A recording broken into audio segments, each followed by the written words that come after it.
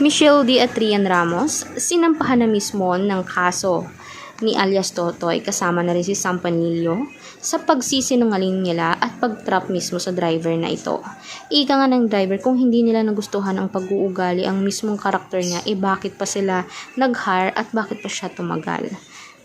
Subalit ang ampaw na umano iyon ay tinrap lamang umano iyon sa kanya at hindi naman umanong totoong nanakawin niya sa halagang 30 million na ampaw na iyon ay talagang irarakit pa niya.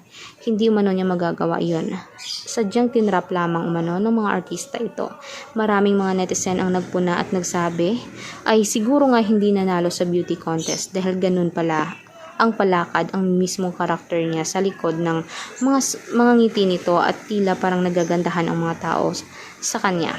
Ika din mismo ng mga netizen, totoo at formal na naniniwala sila sa driver na ito. Mas malaki ang kumpiyansa ng driver basta sa mga tao kumpara sa tatlong magagandang kababaihan. Ika nila, yun naman talaga, basta mahirap din ang hustisya. Kayang bayaran ng pera nila ang hustisya at mapapanig sa kanila kahit sila mismo ang sinungaling.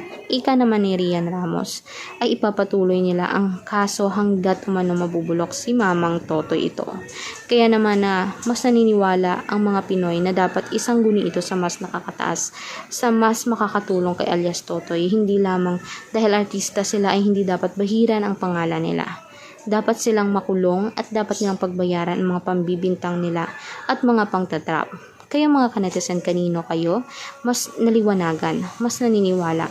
Kay alias Totoy nga ba na driver nila o sa mga tatlong artistang ito na maari naman talagang magkasabwatan, maari din namang hindi? Komento nyo na sa baba ang inyong mga sagot at huwag kalimutan mag-subscribe, i-click ang notification bell at i-share ang ating videos on public. Maraming salamat mga kanetizen.